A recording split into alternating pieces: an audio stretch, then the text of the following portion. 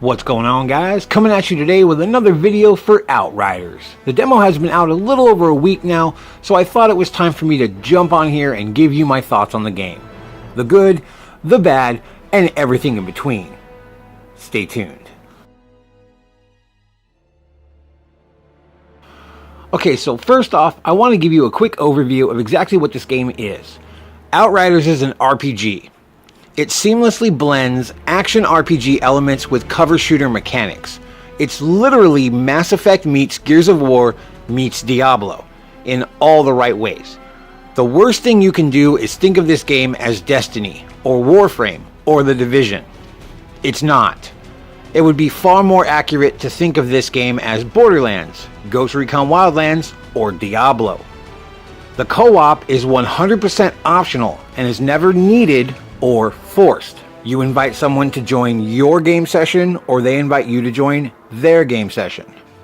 Outriders is also not a game as a service or live service model, and it has zero microtransactions, loot boxes, or battle passes of any kind. Outriders is a story-driven RPG that has a single-player feel at its core. It has tons of lore and a gripping story filled with lots of interesting characters and places to explore. There are dialogue choices, like in a lot of modern-day RPGs, but don't expect any of them to have any massive narrative impact like in games such as Mass Effect or Dragon Age. The ones in this game are more in line with Horizon Zero Dawn or The Witcher.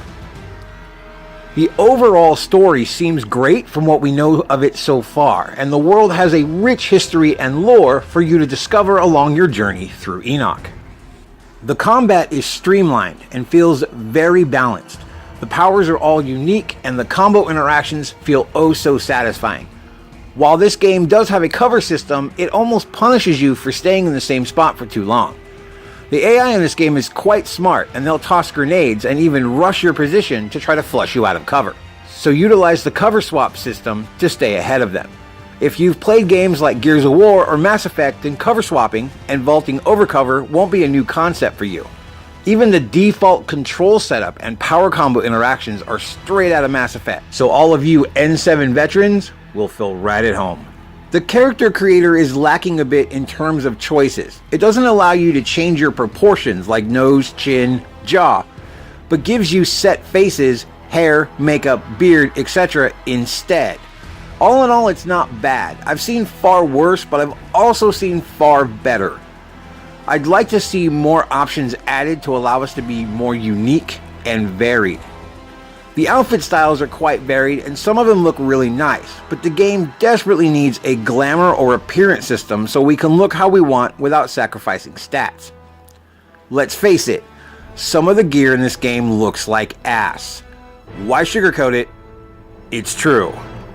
Each of the four classes have their own unique feel as well.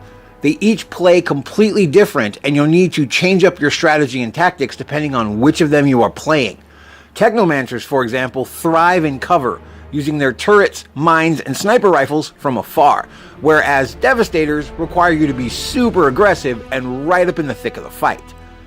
Each class has their own unique healing mechanic as well, which will also help dictate how you play each of them, and play them effectively.